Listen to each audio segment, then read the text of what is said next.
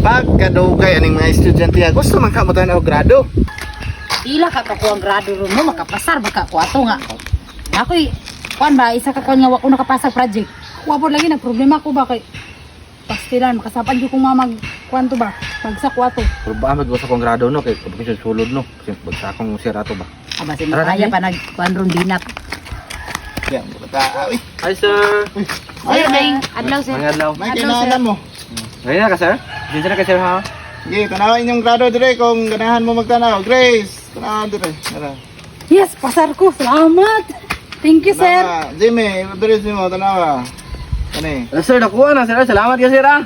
Ano ko nagtuon na sir. Ay, basta ka. Asli, tanawa mo dire. Guys, grabe man po ka sir. 70 man na. Sir, wabay ko absent sir. Wala lagi kay absent. Nagkulang man ka sa assessment. Sa quizzes na to, gamay kay ka. Sa atong exam kay lower po kay imong grado. Sir, basin, pwede pa dahil na kuan sir. Bisag 75 lang gud sir. Binata lang bisag duha ka. Gusto ka makapasar? Oh, gusto gud sir. Sige sir.